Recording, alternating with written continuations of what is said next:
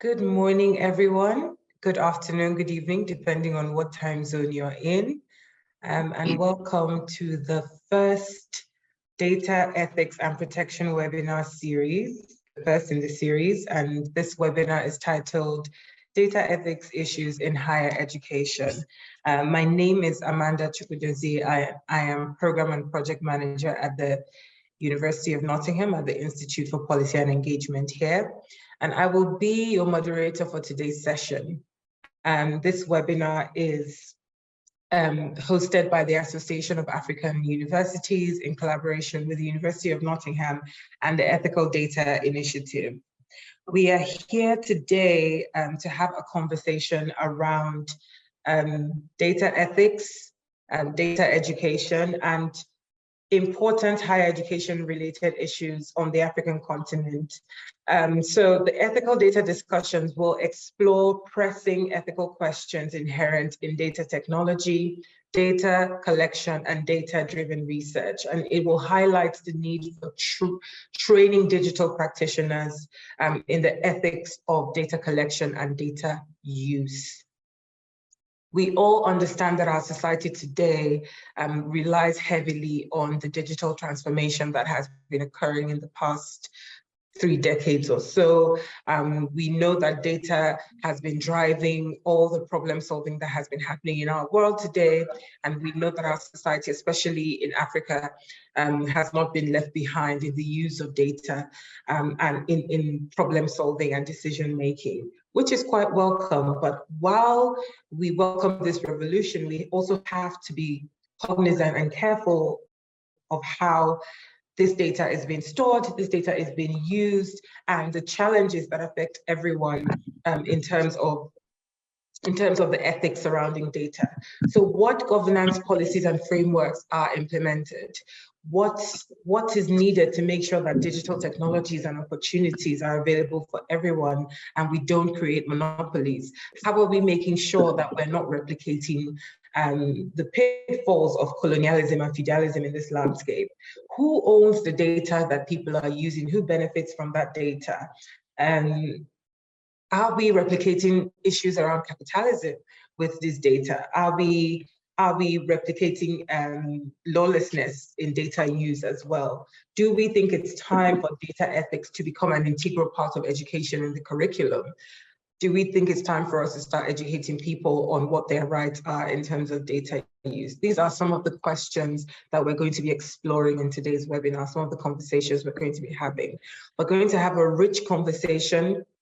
I'm going to be speaking to some experts on the subject, and we're going to be hearing from esteemed guests on what this initiative is all about, how this initiative is going to serve to lay the groundwork of some of the campaigns that are going to be going on. And we're going to be hearing from some of the organizations behind this initiative as well, and I'm going to be introducing them to you as they come on. But before we get into all of these things, I would like to do a little bit of housekeeping just to remind us and establish a few ground rules within the webinar. And then we get into the business of the day. So if anyone disagrees with any of this or you're not happy with any of the ground rules, please feel free to let us know or feel free to not partake in the webinar, but we hope that our rules will be amenable to everyone involved and you will stay with us. So first of all, as Ransford mentioned at the beginning, this webinar will be live streamed and recorded. It will be available on YouTube and AAU TV. So for those who do not know, the Association of African Universities have a network, a TV network, which was established in 2018 to deliver news and information on important higher education related issues on the continent. And this is streamed in 22 countries. So this webinar is being streamed across the TV network. So just for your information, that is happening. The second thing is that we will send out a questionnaire. It's going to be in the chat box at the end, and we're going to send it by email to gather feedback to help us understand the audience priorities. I'm going to mention this again at the end of the webinar so that you remember, but just so you know, we're going to be asking you for your feedback on what we discussed today, and we hope that you'll participate in that. We also ask that you please use the chat function to discuss or post your questions. Please don't unmute your microphone, don't interrupt the conversation. We ask that everyone please respect the speakers, respect the conversation that is going on. Feel free to have a robust conversation in the chat. We will read out as many questions as we can accommodate if we have time, but please join the conversation in the chat box. Make your opinions heard, ask your questions, and we will try to accommodate as many as possible on the floor, but please respect the conversation that is going on from the speakers. And finally, just to let you know what the structure of the webinar is, we're going to start with a few opening remarks from some of our special guests that we've invited today, and then we'll get into the panel discussion and the panel conversation, and then we'll leave a little bit of time for some Q&A from the audience. And so if everyone is happy with that, we will dive into the business of the day. So I'm going to start with the first item of the day in the first part, which is a welcome speech by Professor Olushola Oyewole, who is the Secretary General of the Association of African Universities. Welcome, Professor, and please take the floor. Yeah, thank you very much, Amanda. Let me appreciate the officials of the University of Nottingham and to note that we at AAU, we are glad at the collaboration we are having with your university. And let me also especially appreciate Julius Tonlana, who has been at the forefront of this collaboration between AAU and the University of Nottingham. Please, before I go ahead, I will want to recognize one of our elders, Professor Pai Obanya, who is connected to this platform at this particular time. We appreciate you, Daddy. We thank you for your interest in the advancement of education in Africa. The focus of our discussion today is very important: data ethics policy. We are living in a digitally transformed society. And today, more than ever before, data is now an important currency in our operation, as it features in every operation of our society, including our educational system. Unfortunately, there are some challenges with data usage within our society. Just 2 weeks ago, we read about the case of a university in Nigeria where the officer in charge of the data of the university manipulated the data system such that funds that comes to the university are diverted to his own personal account. And this means that our universities need to put in place necessary guidelines and ethical conditions for the operation and management of data. And this is the reason why this webinar is being organized. We want to alert our universities that is now you cannot but operate with data, but it's necessary to develop necessary management mechanisms for data operation in your university. And also we need to lay down some ethical guidelines on the operation of data so that some people will not steal our data, they will not misuse our data, and our data will not get to the wrong hands. I believe that our speakers that have been lined up for today's webinar are ready, and I believe that what we are looking at today will benefit all universities in Africa. Thank you very much. Thank you so much, Professor Olushola Oyewole, for that really, really inspiring welcome speech. I think it's very clear that the clarion call today is there is a need for ethical guidelines to sort of regulate the data landscape that we have today. Colleagues, please feel free to put your comments in the chat. I know we can't, applaud like we're in a room or, make some noise, but please feel free to use the reactions button at the bottom of your Zoom screen. You can give a round of applause via the reactions button, or give a thumbs up if you enjoy something someone says, or you can give a heart, or you can react with that button, or you can put something in the chat box.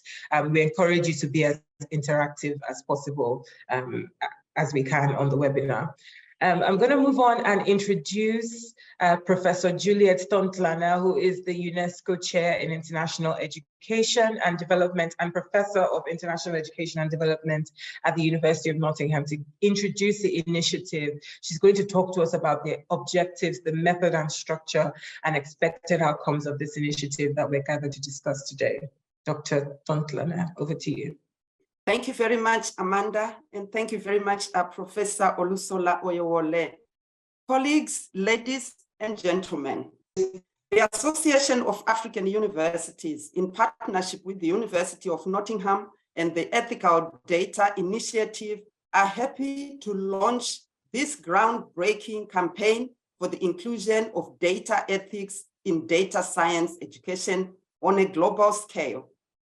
The campaign is important for protecting humanity in the digital economy, including artificial intelligence, big data, the Internet of Things, and social media.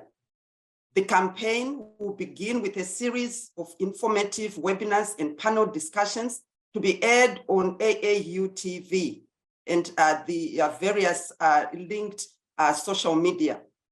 The ethical data discussions will explore pressing ethical questions inherent in digital technology, data collection, and data-driven research, highlighting the need for training digital practitioners in the ethics of their craft. We are living in a digitally transformed society where data drives problem-solving and better decision-making. While the digital revolution has transformed our lives, solving many issues, it has also given rise to numerous questions and challenges which affect us all. This begs a number of critical questions which are going to be discussed in these webinars. For example, what governance policies and frameworks are needed to make sure digital technologies and opportunities are available for everyone, and that there are no monopolies created? How do we make sure there are proper governance mechanisms in place to embed values in all data ecosystems? With the increase in data-intensive research and focus on data law and ethics in general, do you think it is time that data ethics should become an integral part of the education curricula in schools and universities? And why? We therefore look forward to some thought-provoking interaction with the range of experts and other key stakeholders whom AAU and their partners have put together with a view to co-develop pathways to include data ethics as part of data science education. This initiative aligns with UNESCO's focus on human rights economy, the right to science, academic freedom, and international scientific cooperation.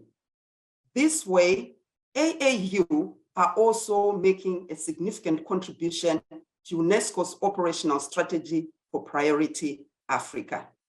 Thank you. Back to you, Amanda.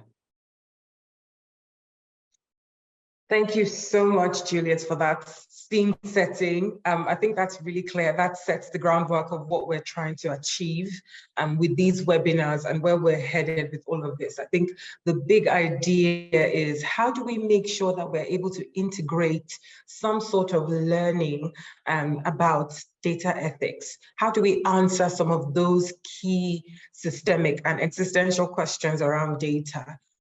Especially in our countries where we are not yet thinking about, where does this data go? Who is using this data? Who owns this data? How do we account for this data?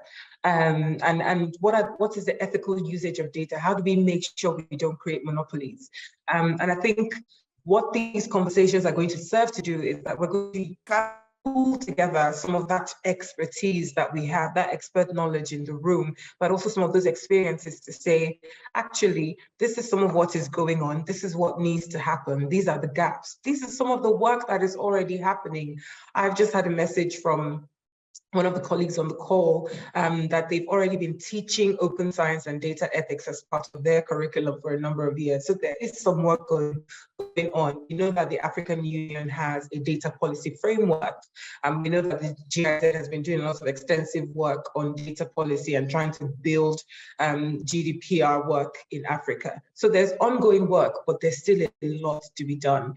So our conversation today is going to sort of address some of those questions and think about how do we bridge that gap? How do we bring all the partners around the table to do that? So this is a very good segue into the next section of our conversation, which is our discussion with our esteemed panelists who are experts in this field. You just wait. When I tell you who they are, you will be so impressed with what they do around data, because when I read their profiles, I said, these people will tell us today. I need answers from them as to how we're going to solve some of these issues. So I'm going to introduce three of our three panelists now, and then we're going to get into a conversation. I will be asking them a few questions around data ethics and the need for data ethics in higher education, and we'll be looking forward to their responses. I encourage you, as I ask them questions, if you have, and I'm speaking to colleagues on the call, if you have opinions or ideas or questions, please drop them in the chat box, and I will read them, the relevant ones, as we have time and as they fit into the conversation. So moving on quickly. So when I invite you, please turn on your video and your microphone. I'm speaking to our panelist colleagues. The first colleague I'd like to invite is Dr. William G. Kantar, who is a senior lecturer at the Department of Data Science and Economic Policy and the coordinator of the Center for Data Archiving, Management, Analysis, and Advocacy at the Department of Data Science and Economic Policy, School of Economics, University of Cape Coast. I told you you'd be very impressed when you find out what they do. The second colleague I'd like to invite is Dr. Edward Ombui, who is the Dean, School of Science and Technology at the African Nazarene University, Kenya. And the third colleague I'd like to invite is Professor Samba Ndiaye, who is at the Department of Mathematics and Computer Science, Faculty of Science and Technologies, Université Cheikh Anta Diop de Dakar, Senegal. Welcome, colleagues. Professor Ndiaye, are you here with us? Yes, I am here. Welcome, colleagues. Okay, thank you for joining us on the conversation today. So I'm going to start with this question. So I get notifications all the time, maybe from my doctor or from my school or from my colleagues, whatever. They ask me to fill in a survey or they ask for some information. I fill in the survey, I send it to them, or I fill in a public survey and it goes out into the cloud and someone takes all that information, some of which is quite personal or private. Who owns that data? And I would like all of you to answer this from your own particular expertise. Who owns my data, and who owns the data that is out there in the big internet? Who owns it? I can start with Edward because I can see your microphone is not muted, so it seems like you want to speak. Yeah, thanks, Amanda. That's a very good question. Who actually owns the data? I think we need to contextualize. It depends on, what context we're looking at. For example, if it's, we're talking about, your personal data, which, maybe just some things concerning yourself, then, at that level, then, we're looking at it as, that's your data, and people need consent for them to be able to use that data. But then we also have data that will belong to the organization or to a business.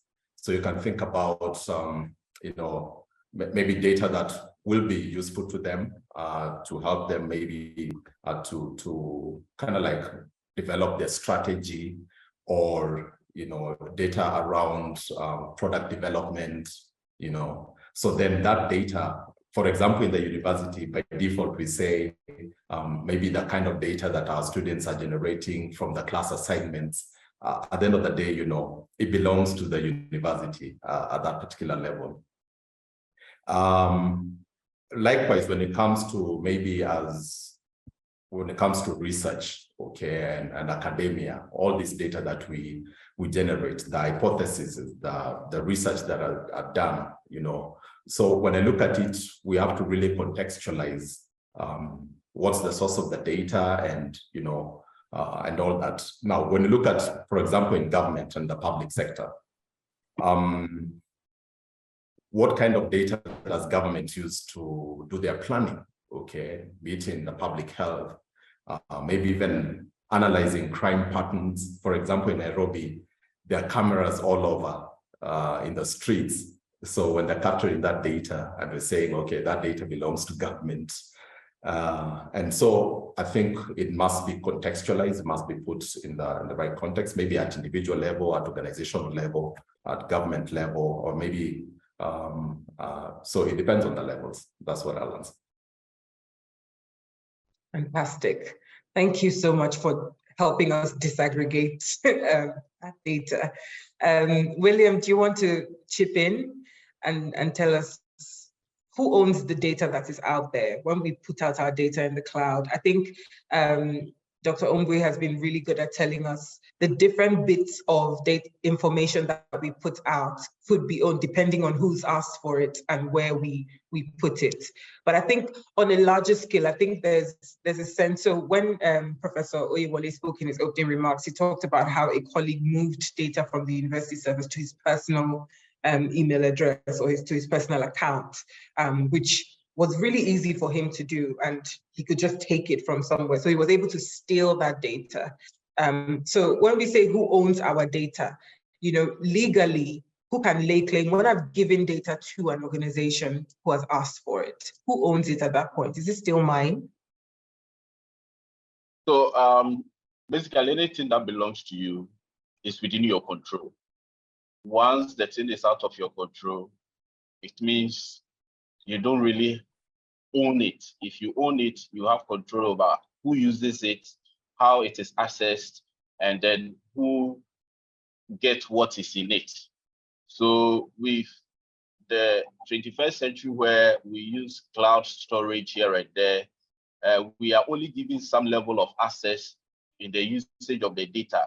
So basically, the straightforward answer to the question who owns the data are the owners of the cloud storage that we depend on for our daily activities, because they have control over what the data is used for, who get access to the data, and then the security measures associated with the data. So if you look at the data that Facebook, Google, and all these other platforms take on daily basis, it's that huge that they are basically controlling almost every data that is generated. Even if you go beyond the use of social media and you come to other platforms like Microsoft Azure, you look at the Amazon cloud storage system that they all have. A lot of companies in Africa also depend on this cloud storage system to engage in their activities. So they provide some level of access to these companies, and then in terms of full control, they basically have it. So I would say at the cloud level, at that higher level, given the fact that you wouldn't have full control, then it is the owner of the platform you are using to store your data that basically controls and owns it. You only have access. That's what I would basically say about it. Wow. So if at the end of the day, they own my data, I can access it, but they own it. Yeah, basically. Once they have control over the data. Interesting. Dr. Njai, I'm going to come to you and ask who benefits from our data. So now we've given a lot of data up over the years. It's been over about 30 years now, if we're way to really trace it back, of sort of giving data since the internet revolution came, and we've been giving a lot of data, but not just on the internet, not just digitally, but we've been giving up a lot of our personal data.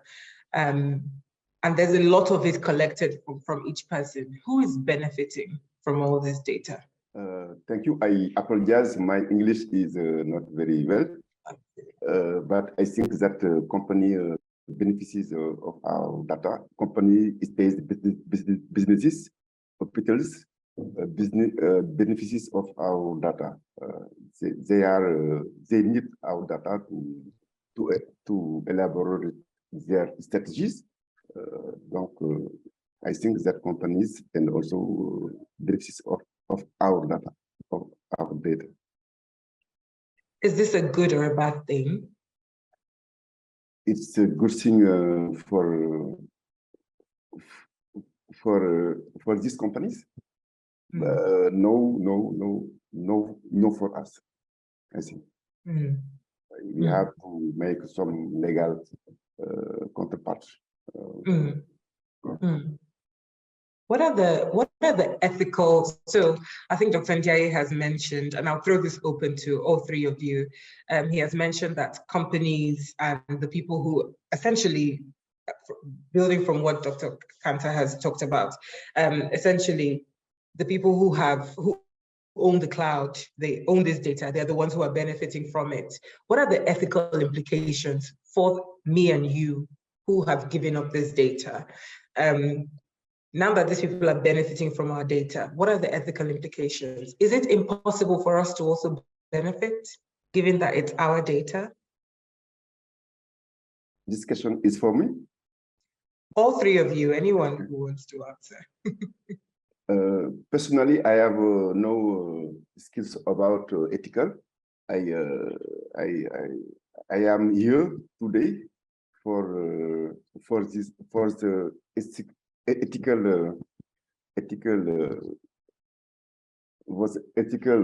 I have some problem too. I am a data scientist. I teach data science in my university. Is the technical aspect of data. I teach databases, artificial intelligence, and also, but I never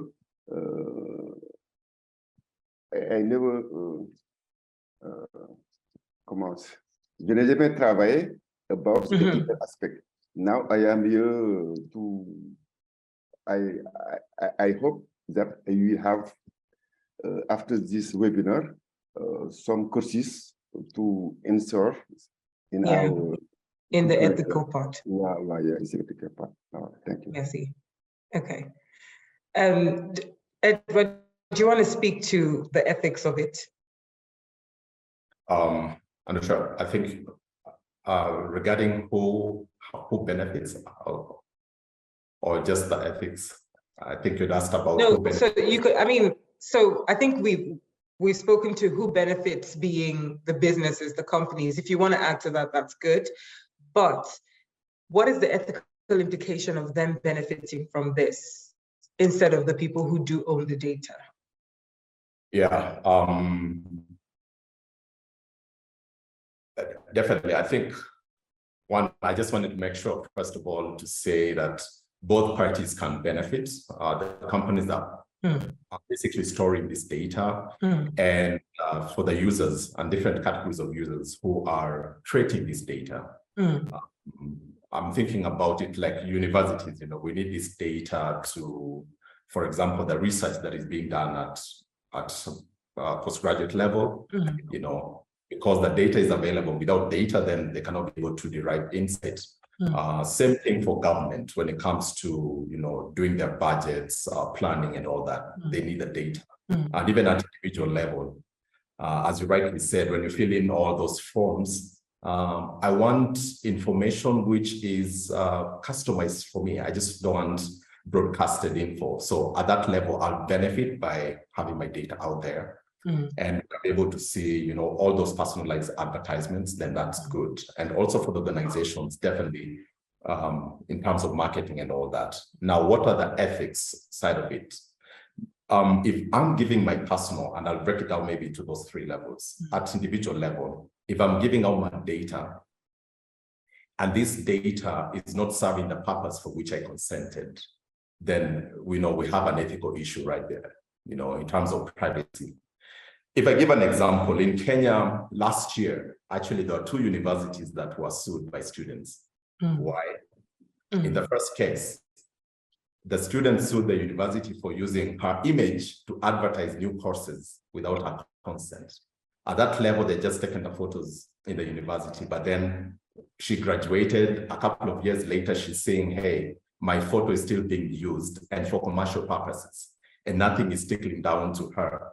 And in fact, she was awarded, I think, about $7,000, okay, for that.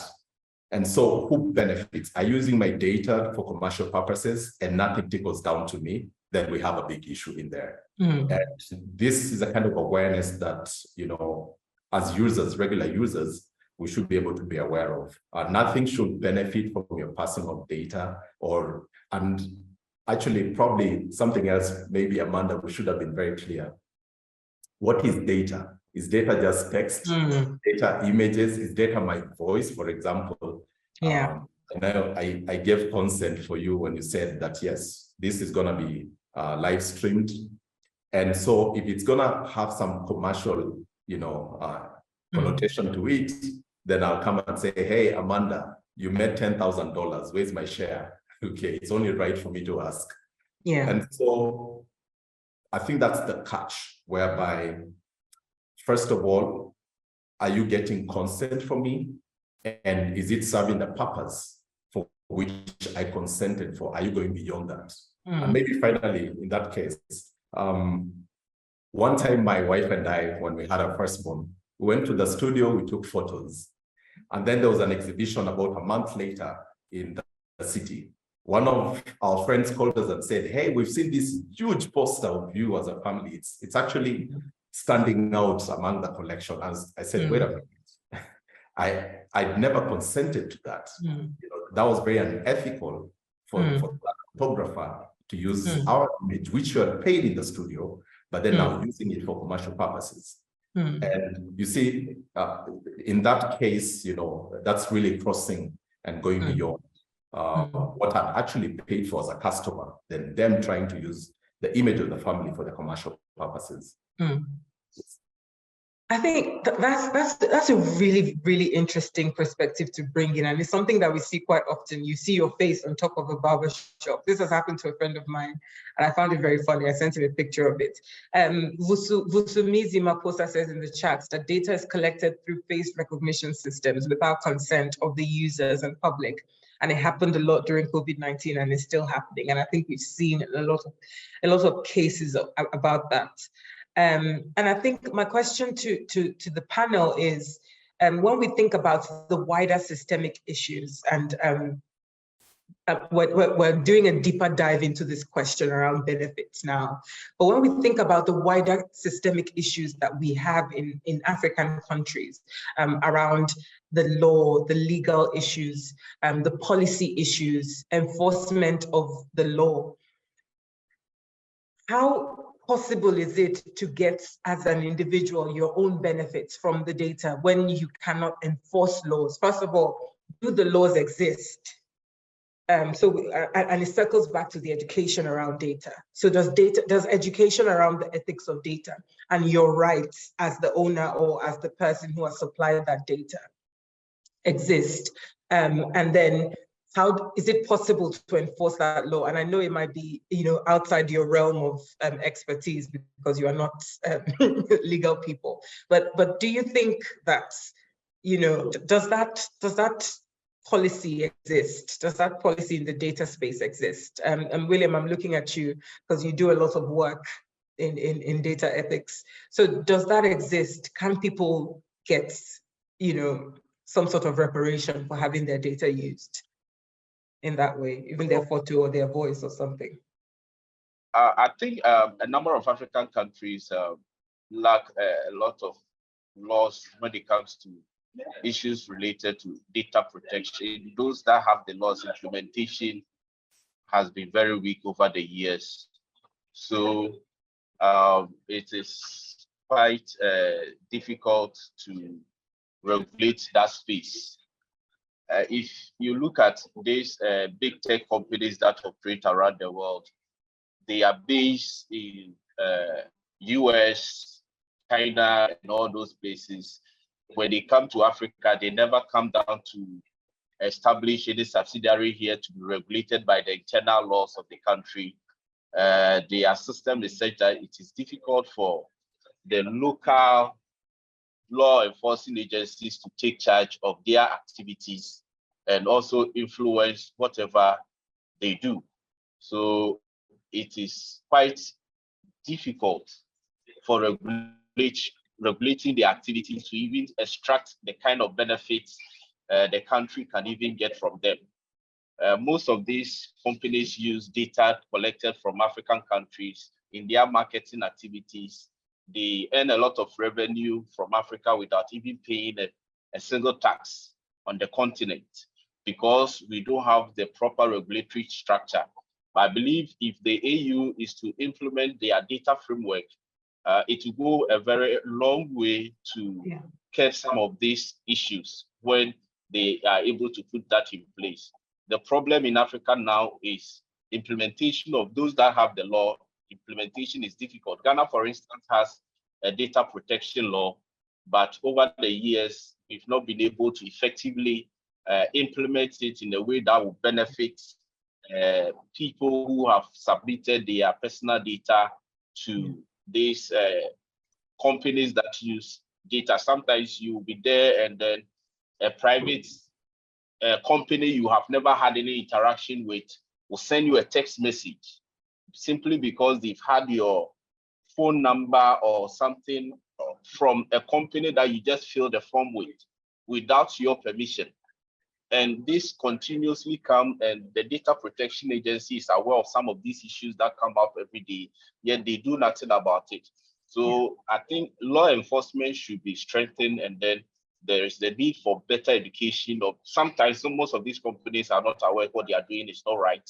So some level of education needs to be provided on this issue to help them understand that you don't just use anybody's data once you have it. You need to respect the privacy of the individual. You have access to his or her data. So I think this is what should be done.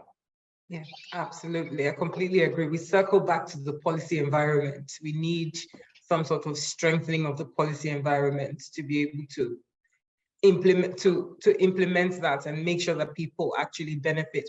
What Dr. Mbui was talking about, people benefiting from the use of their own data. We're not saying don't use my photo on your school brochure, but compensate me properly for it. There's a very interesting conversation happening in the chat that I feel I need to bring in, and I'm going to do something a little unorthodox on this panel. So we've got two different people. So the first is the SG asking if our panelists can tell us what really is data. Is that my personal information? Is it results of my research, my pictures, my music, my poems, my writings, my reports? I feel like I really want to read the SG's poems. Do we consider all of this as data in that context? And then we've got Latte Lawson, who is saying, for clarity, it would be great to dissociate personal data we mostly share by accessing websites and accepting cookies, which is dealt by the privacy policy, from data collected for research and analysis purposes, which data policy deals with. I'm not sure if that is really separate. What do our panelists think about that definition of data? How do you define data? And I'll come to Professor Ndiaye, who is a data scientist. How do you define data? What is data? Thank you. In my opinion, data is everything now.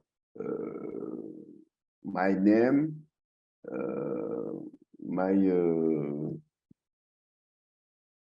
everything about me. Yeah. Everything about me. If businesses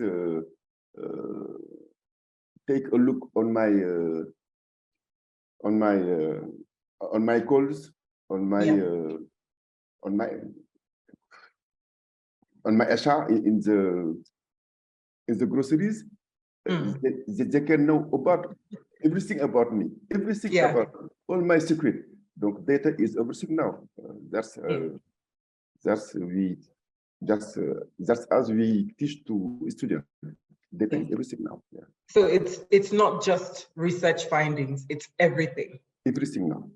Everything now. Fantastic. Dr. Kanta, do you agree? So when it comes to data, data is everything we do now. You can't do anything about it. The information you give out there, even when you go online to search, the information you search generate catches that these high-tech, big tech companies, they use in their advertisements. So data includes that catch, and then it includes the normal information we go out there to seek from people for our usual research. So when you talk about data, it's not just the data you go to pick from people, but everything that generates some information, something that somebody can drive some information out of it and make use of that information generated out of it for some other purpose. So data is everything that we do. Okay, so I think we've got a majority opinion. I see Sabrina Bircher in the chat also agrees. She says, I think sometimes this cannot be clearly distinguished. Facebook/Meta does research on data shared via accessing websites, and many researchers use web crawlers to collect data posted on social media. So there's an agreement that data, and Dr. Ombui wants to add to this conversation. So please, you have the floor.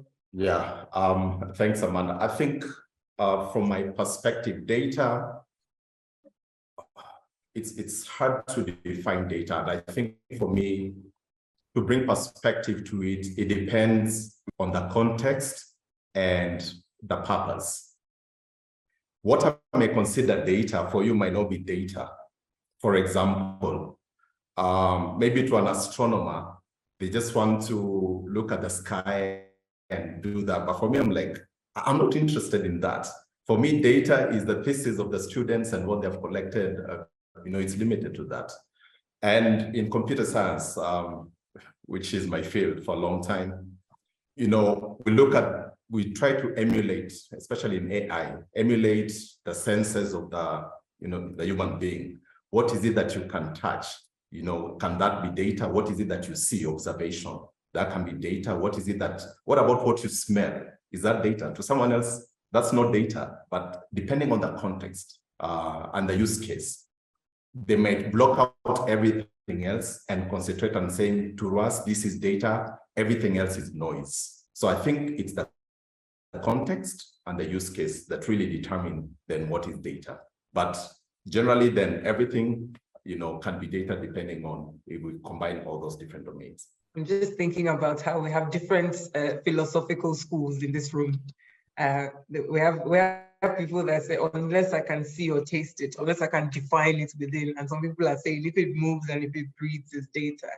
So I think we are really aligned on the definition, which is that anything we can use to the purpose of what we are trying to use to define any group of people, that is data. And I think Latte Lawson feels vindicated by Dr. Ombui's definition. So I'm going to pivot to the next question because we need to keep this conversation moving.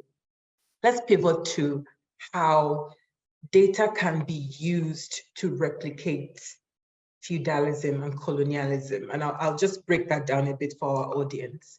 So now we know that and from the conversations that have been going on, a lot of the cloud services that exist and the big data is hosted in Western countries, right?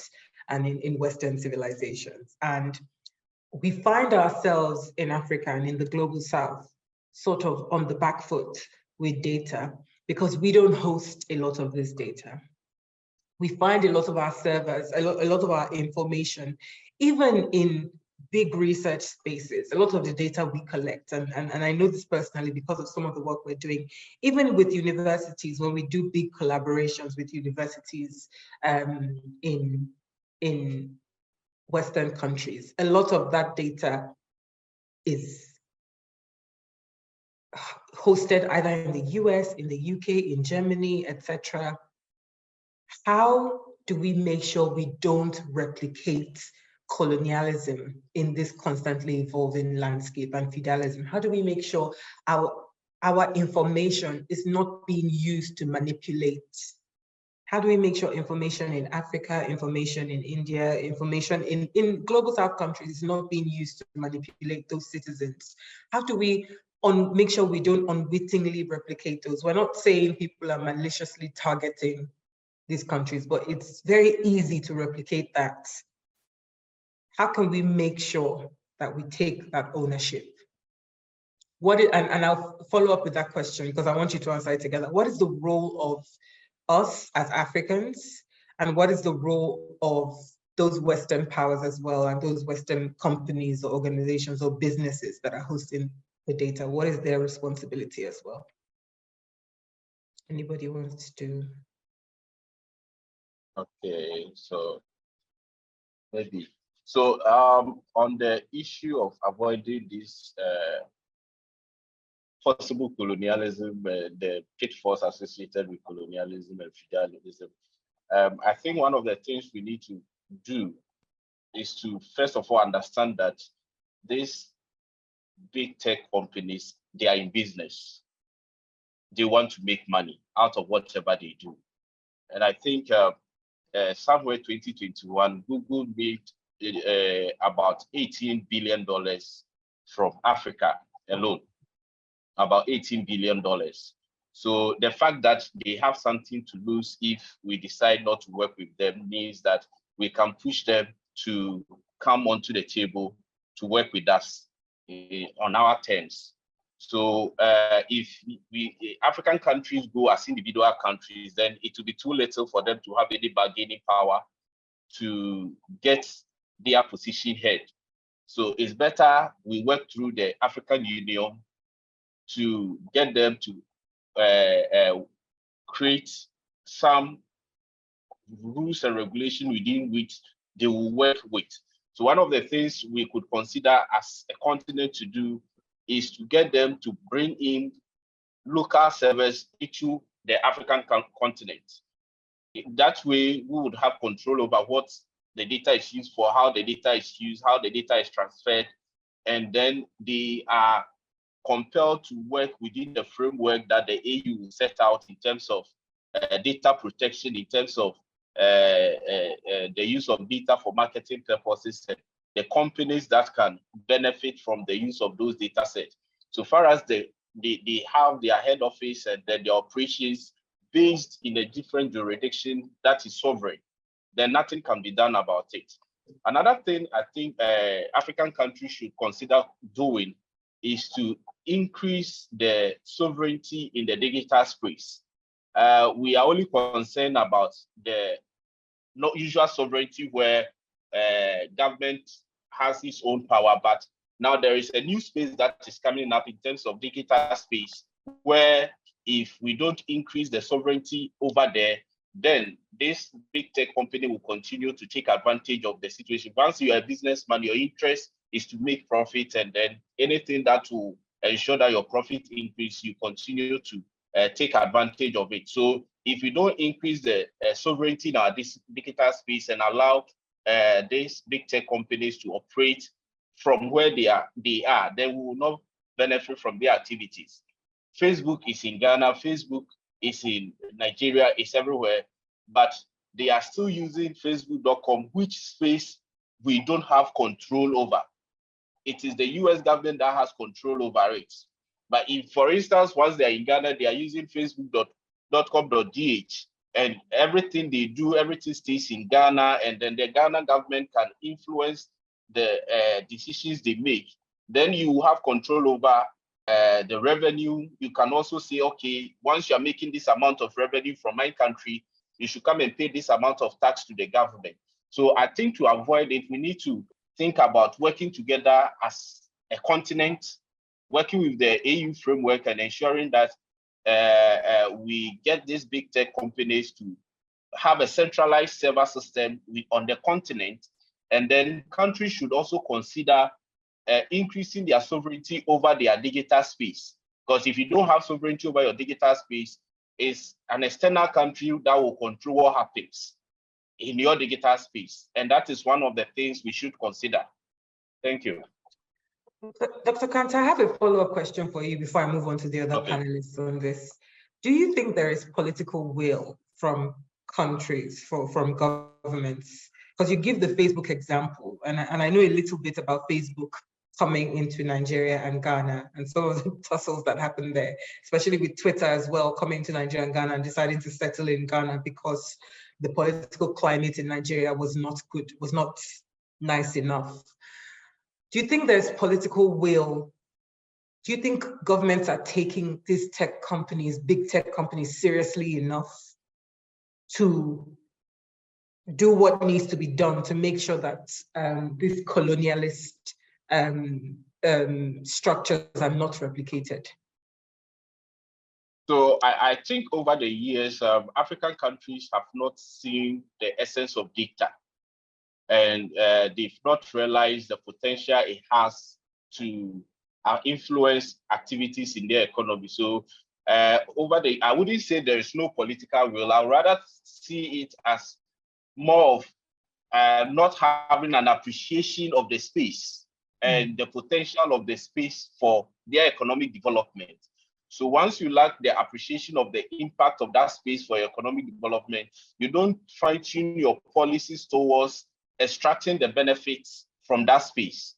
So it's more about creating the critical mass of human resources that understand what is in the space that we can drive out of it. Then once they get into the political policy-making environment, they'll be in a position to make policies that will ensure that we can drive the full benefits. It will be too early for you to say there's no political will for someone who does not really understand what is in there, basically.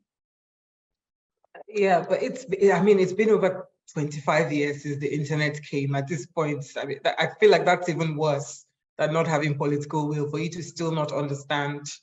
But that's another ballgame. Yeah, Dr. sure. Dr. Ongwe, I'm going to come to you about the role of the foreign powers or those foreign companies. What is their role in ensuring that we don't replicate? Because Dr. Kanta has spoken extensively about what the African, and I think there's a lot of really great content there about the AU taking the lead and Africa negotiating as a big power on that stage and creating those structures and implementing policies on a continental scale that will trickle down into countries. What do you think the role and responsibility of Western powers and big companies like Facebook, Western universities and other partners from America, from the United Kingdom, from Europe, who will be partnering with African countries and may have some of this data hosted over there? What is their responsibility to ensure that they don't replicate colonialist behavior in data ethics? Yeah, that's a very good question, Amanda. I think first is when people feel alienated, when you're not part of the discussion in the decision-making table, then that's a big problem right there. And I think one of the first things that these companies or any other person that wants to collaborate and all these partnerships, they should be done on equitably, okay? Whereby the development of these ethical guidelines, the development of, when you're saying the best practices, how responsibly this data will be used, all the stakeholders should be involved in that so that they feel part and parcel of whichever shared understanding that results out of it. And they'll feel, yes, we are part of this and we agreed and consented into this. So that when it comes to, when you look at the entire life cycle of data, right from the collection, is there shared understanding, first of all, even from the participants? So there's need for public awareness and advocacy to let people know what are the potential risks of, colonialism or data colonialism and data feudalism. So privacy issues, data rights. When you're giving your data, do you know that you actually have rights? You can say no. or even after giving the data, you can actually recall it and say, please don't use it. It is within your rights. So that public awareness and advocacy, very, very important. And also, I think my colleague has mentioned about around development of policies to protect these individual rights, and more so, I think promoting that fair competition and just to avoid potential monopolistic practices by these companies, so that it should be fair ground, and just making sure, again, there's no bias right from even the type of data that is collected.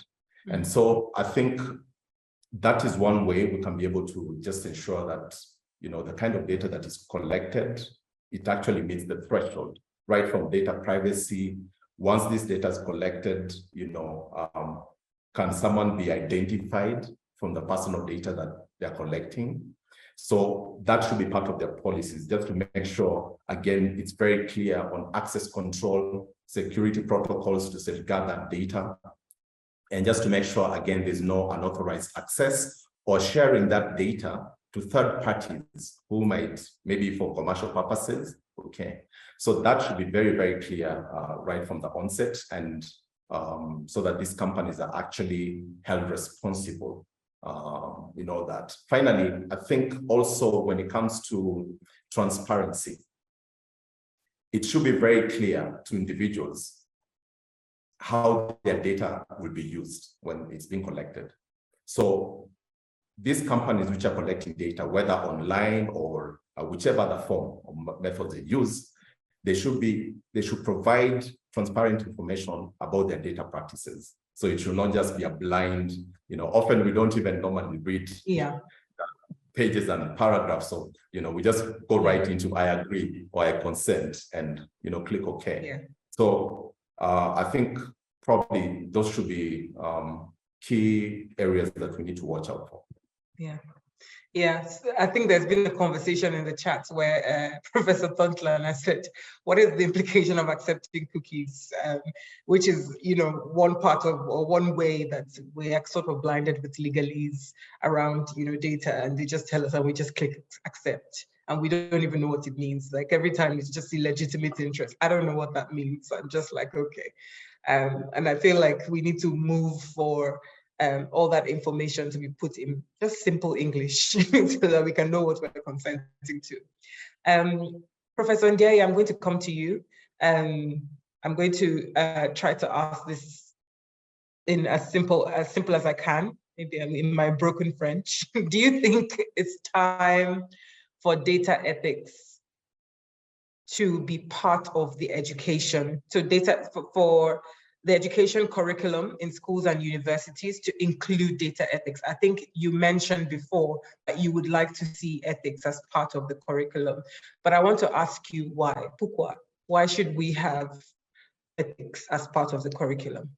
Thank you. Because every day we handle data, a lot of data, sensitive data, and we have no education about data ethics, data privacy, and also that's why I think that we need now it's very urgent. We need now to introduce data ethics in our curriculum.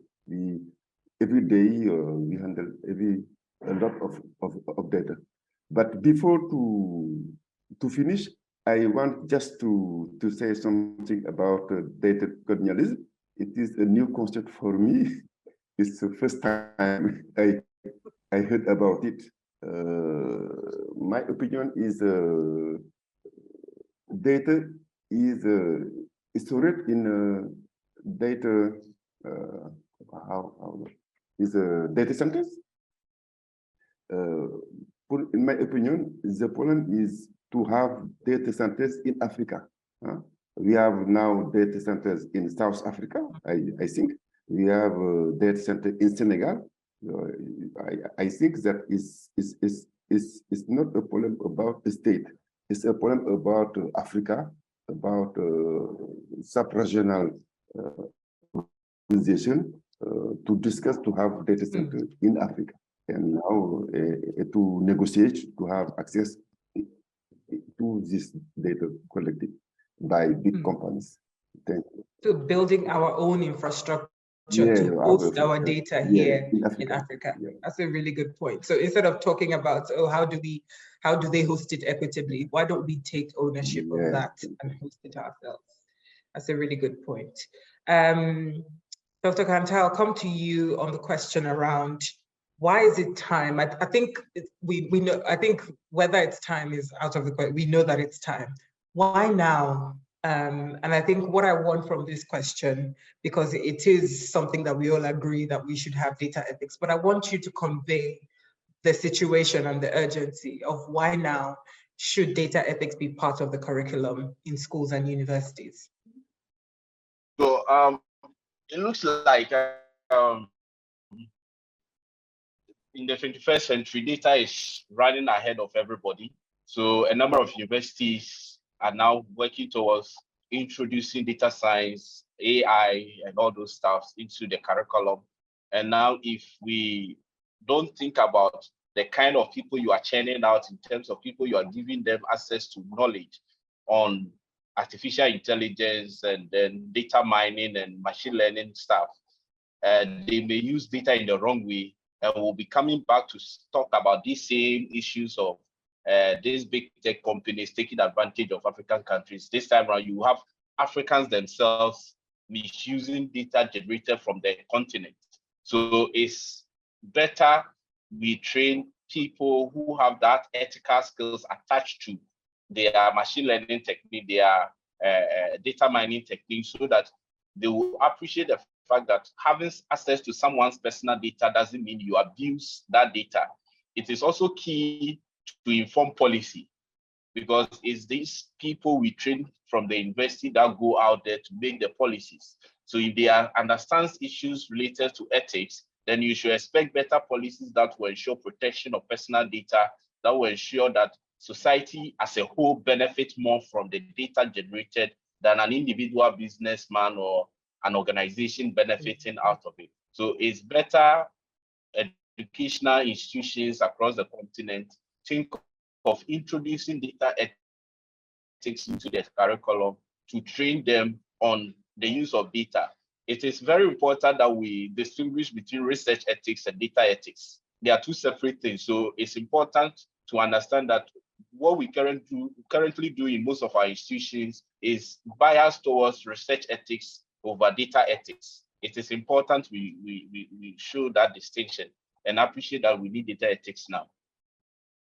Fantastic. That's really, I was scribbling away and I didn't even look up on time, because I think you made some really great points there. I love the idea of thinking about how do we use data as a society as opposed to as an individual, because what is happening now is that most people are thinking about data just for myself. How do I protect myself? How do I use data online for myself? But how can we use data as a society? There's so many social issues that we're not yet thinking about how to use data for. And I see someone in the chat already thinking about AI and blockchain. And as AI is encroaching, people are really frightened about AI, but people like me are very excited about it because there's so many use cases for our society. And how can we start thinking about that? And the only way to do that in a way that is equitable is through education and making people understand that there are ethical ways to use data as a society to advance large groups of people. So Ongwe, do you want to speak? Do you have things to add to what William has already said, or do you want to disagree with William?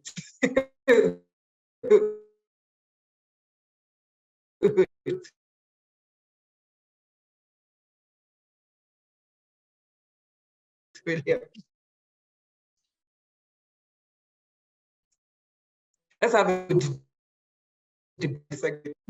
Workforce for tomorrow. Are they aware the implication of, the ethics around data collection? Okay. These social media platforms they join, for example, or other students are taking their photo and sharing it online. Are they aware of their rights? Can they can actually sue if there are, laws around that in that country? Then they can really leverage on those to get justice. So it is important for ethics or data ethics to be mainstreamed into the university curriculum so that the students are very aware. In so doing, we'll have, a workforce that is very, very well informed of their rights and the rights of others, not to infringe on them. So that in so doing, even the kind of technology that even is being developed, in our case in computer science and IT, when they're building those machine learning models, in machine learning model, the blood of it is the data. So what kind of data was used to develop those models? Was it biased data? And how do they check to just make sure that the kind of models they're building are based on data which is ethically meets the ethical thresholds? So in so doing, the students will be able to really appreciate this. And I think more importantly, for them to know that data ethics is not a reserve for computer science or for law. It cuts across, okay? And I think more importantly is for universities, again, to make it an interdisciplinary, you give it an interdisciplinary approach so that the students are developing a holistic thinking. And in so doing, again, even encouraging that collaboration across the different disciplines in the university, so that at the end of the day, we have a well-rounded understanding of the ethical dimensions of data. Fantastic. So now we've talked a little bit about, what are the issues, who owns our data, what is data? We went into a little bit of an existential conversation about what is data. We split into philosophical schools of thought. We delved a bit into colonialism, feudalism. We talked about why do we have to have data now? So to wrap up this conversation, I would like us to move into how, okay? So I'm just gonna ask each one of you very briefly to tell us just quickly your initial ideas about how can we do this? What are the first steps that we need to build capacity for data ethics? And I'll start with you, Dr. Mbui, so you can just continue your thought process as you were speaking to it. How can we build capacity for data ethics in universities and in industry? What do we need to start doing now?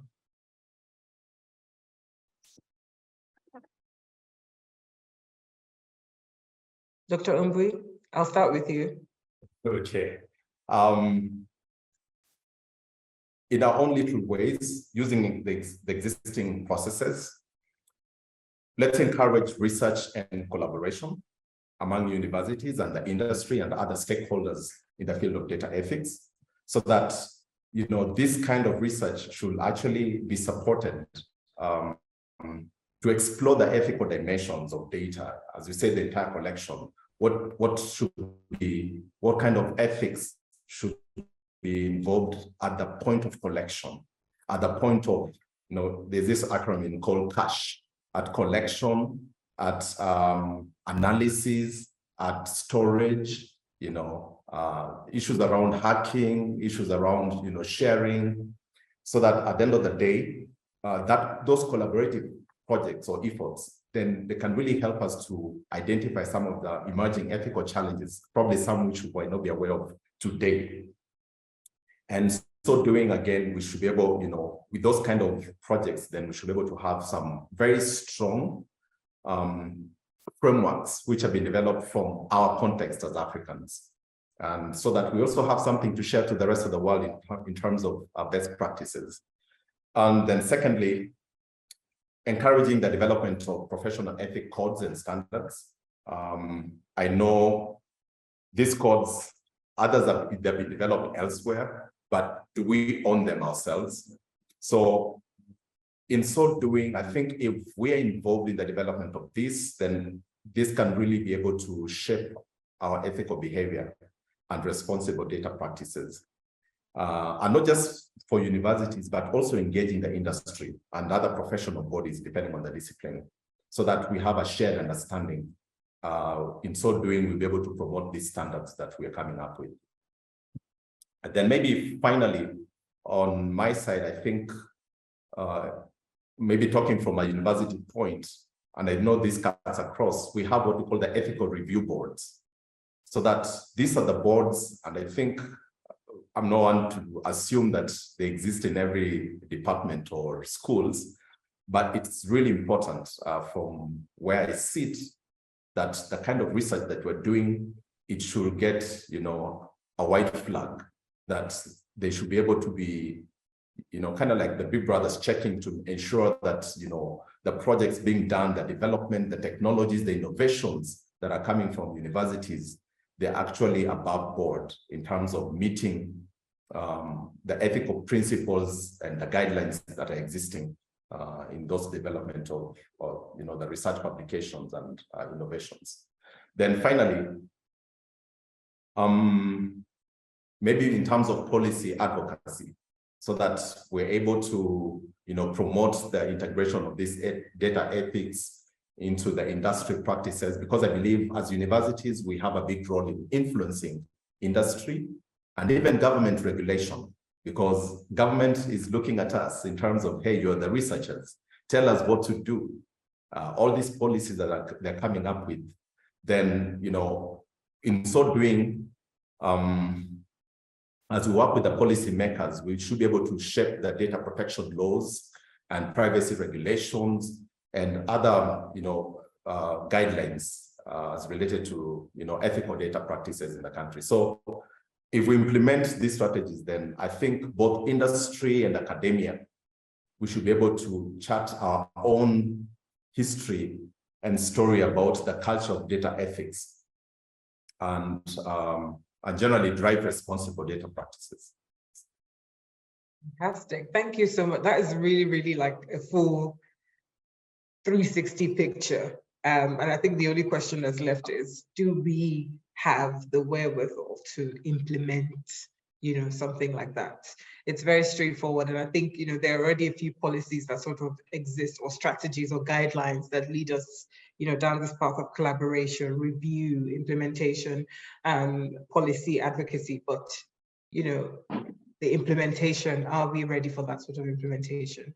Dr. Kamsa, do you want to speak to your own view as to how? What are the key steps, the next steps, actually, maybe just the next steps that need to happen for us to get into implementing data ethics in our educational systems, in universities and in industry?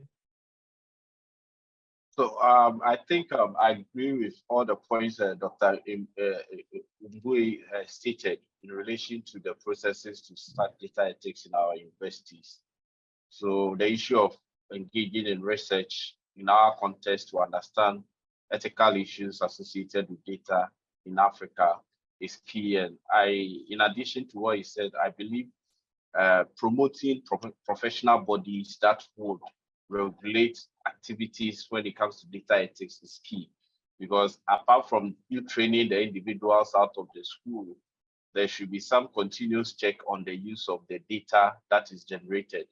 So I believe one of the ways of doing it is to have a professional body, just like we always have. We also have in various countries the medical associations, the medical and dental councils in various countries that check the practice of medical practitioners in their countries. We should have some professional bodies that will check ethical issues associated with data, because issues of data ethics just go beyond you just using a data generated by somebody. It has some psychological issues that could later affect the life of the person. So we should have it in a way that there will be continuous check on issues of data ethics, and it wouldn't just be receiving the training and then going out, but a continuous check on the data ethics as practice. Fantastic. Thank you so much for that. I think you're really hammering home on regulation. Regulation is really important. In as much as we're educating people, we need to put checks and balances in place to make sure that people are compliant. Professor Ndiaye, what needs to happen next for data ethics to be in our universities? Thank you. I think that the IAE can take the initiative to select a curricula from an university in the world, or the best curricula in the world, and to train the trainer of African university academic from African University and to create a website to can deliver to all African university these courses. I think that is a very practical way to the next step. You understand my English? Yes. Yeah. It's now. I think that the next page is to select or to create a curriculum and to give this curriculum to all African universities from a website driven by the African Association of Universities. Yeah. So this is a job for the AAU. Yeah. So Professor Ndiaye has a job for the AAU, and I'm looking at the Secretariat. I'm looking at Professor Olusola Oyewole. There's a job for you to create a curriculum for data ethics that will be disseminated to all universities. And train the trainers. Yes. Thank you so much. So our panelists have given us their opinions and their views. I've put in the chat that to have your questions ready, but I've not seen any questions in the chat box. Can I have some questions in the chat? If you have questions for our panelists based on the conversation. I've tried to integrate some of your questions and comments during the conversation just to make sure that we're hearing from you as we're discussing. So I don't think there are any questions that I have missed so far, except for one from Mohammed who says, in Africa, are there any privacy policies and rules that ensure and guarantee to protect personal public data and AI system data protection regulation?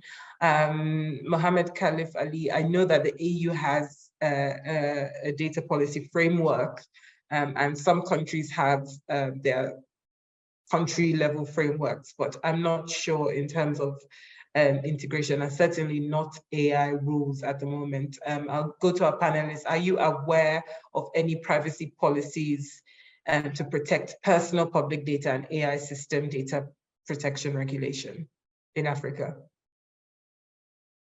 Yeah, I know there's the African Union Convention on Cyber Security and Personal Data Protection of 2014, which Kenya actually also subscribes to. And I think the other one, when I look at in the Kenyan case, we have within the Constitution of 2010, there is Article 31 on right to privacy. And so Kenya also subscribes to the global, some of these, it's party, for example, to the Universal Declaration of Human Rights, the International Convention on Civil and Political Rights, and the African Charter on Human Rights, people and human rights.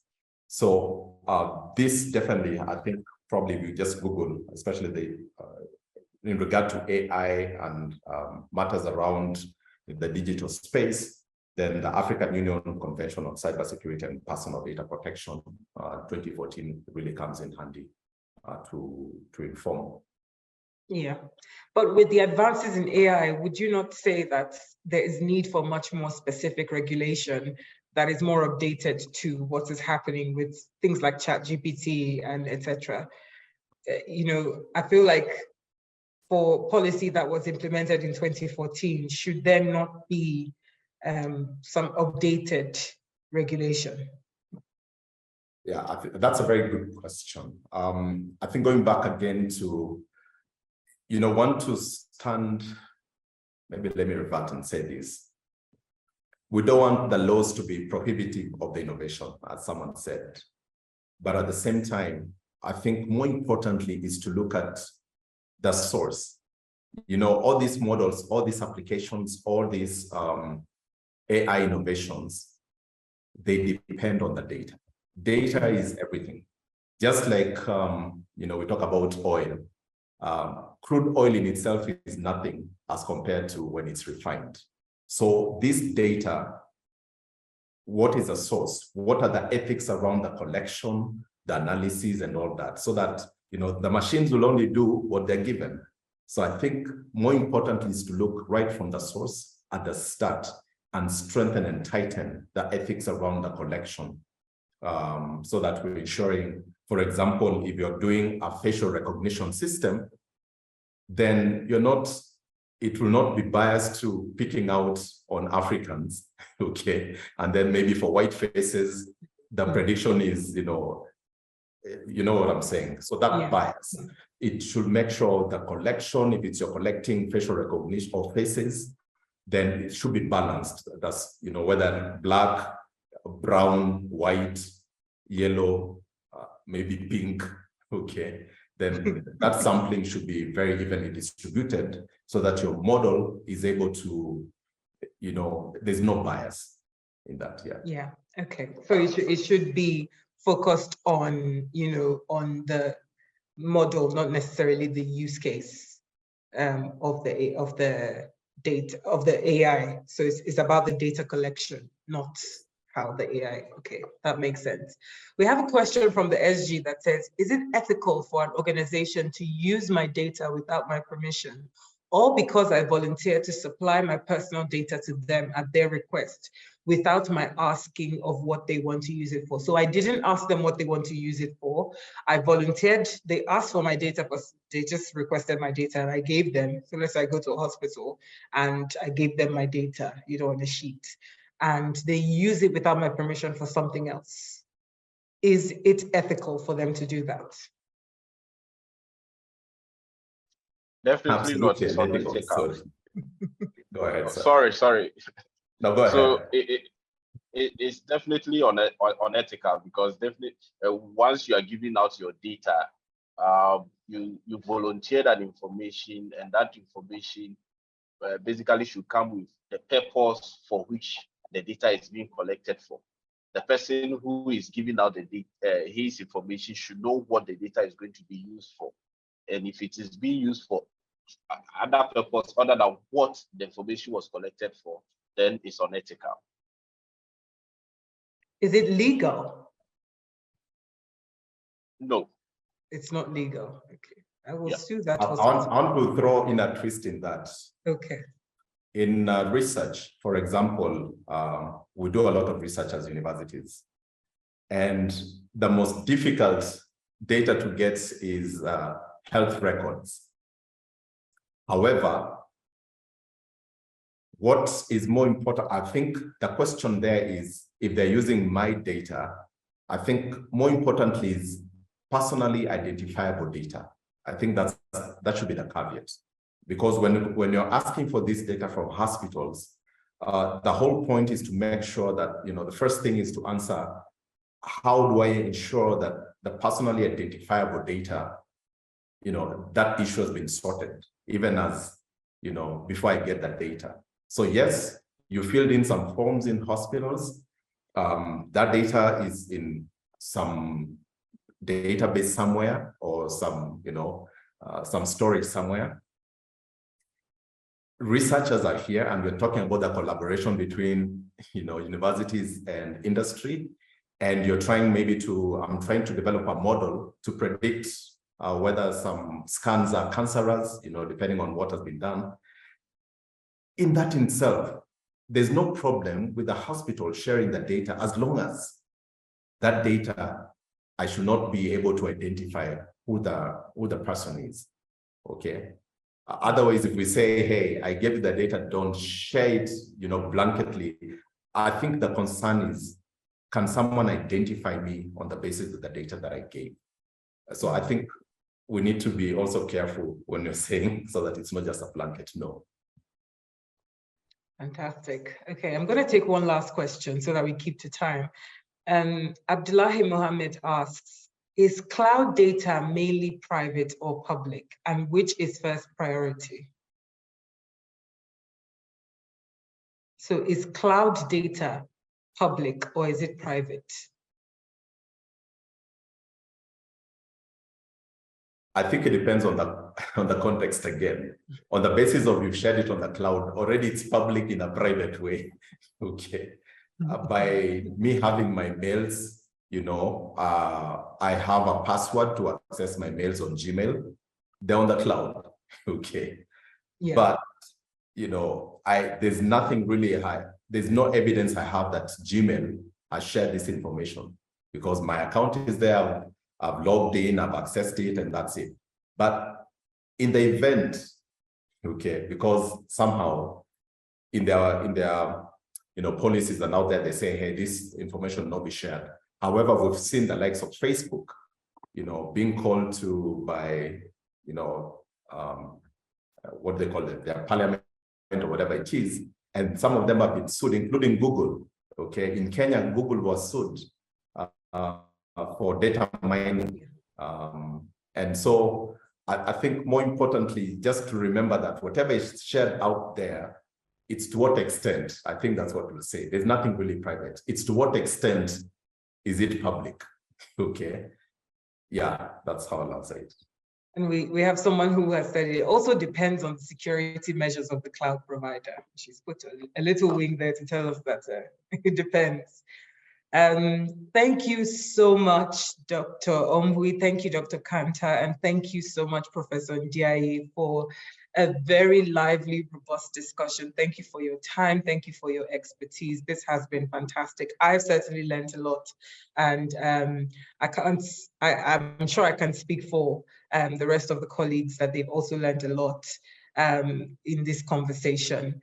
I just want to also say that somebody asked a question around if there are any institutional data ethics policy documents that can be shared with participants. If you are aware of any, please feel free to put it in the chat box. I see that Ransford, I'm not sure if that's you who has your hand up. For the colleagues who have their hand up, unfortunately, I cannot let you speak because I mentioned from the beginning that Q&A will be through the chat box. I'm really sorry, unfortunately, that is not part of how we are conducting this conversation. I truly apologize. So if you had a question, please put in the chat box and somebody will respond to you in the chat box. But we are wrapping up the webinar now on track to finish at 11:30 as discussed. Just to wrap up the key takeaways from this conversation, I think we had a really lively and interesting discussion. We talked about data, who owns our data, who benefits from our data, and I think we all kind of understood that currently the owners of the data are not necessarily the beneficiaries of the data, but could be the beneficiaries of the data if the correct practices and policies and strategies are put in place. We also spoke about avoiding the pitfalls of feudalism and colonialism by taking ownership of data. We spoke about building data centers in our countries and in our locales. We spoke about how the African Union should take the lead on ensuring that we have the right policies in place, the right structures in place. We're able to negotiate with businesses, with countries as one. We spoke about why it's time for data ethics, why now? And because data is taking over everything around the world, and it's time for data ethics to be prominent in our training. We spoke about collaboration, we spoke about regulation as well, making sure that we strengthen regulation, and we spoke about policy advocacy, shaping the guidelines of the laws around data. And we spoke about building capacity in universities for data ethics. We had a few interactions with our wonderful speakers as well. We listened to some of the conversations from our audience as well. And I would just like to thank everybody for their wonderful participation. I would like to offer some special thanks to the Secretary General, Professor Olushola Oyewole, for opening the meeting. I would like to offer some thanks to Professor Juliet Tontlana for setting the scene at this meeting, to our three panelists, Dr. Edward Ombui, Dr. William Kanta, and Professor Samba Ndiaye. I would like to thank Dr. Sujit Anand, Dr. Ransford Beko. I'd like to thank Dr. Catherine Bailey for beautifully organizing this session as well. I would also like to mention that we will be sending out a questionnaire. So the questionnaire is already in the chat box now. So please feel free to click through the questionnaire. There's a comment that we need permission before we can fill out the form. So Catherine, if you could please give people permission to fill out the form. So please give us some feedback so we can understand what you need from us. We're working very hard to organize the very next webinar for you. So please feel free, and we'll be communicating to you when the next webinar will be. We're looking forward to another electrifying conversation like this one. I want to apologize to everyone who was not able to say something at the during the conversation. Please, in the future, feel free to utilize the chat. And I want to say a massive thank you to everyone who participated in the conversation, really illuminating discussions, and we'll be taking the conversations further from here. Thank you, everyone, and have a wonderful rest of your day. Thank you.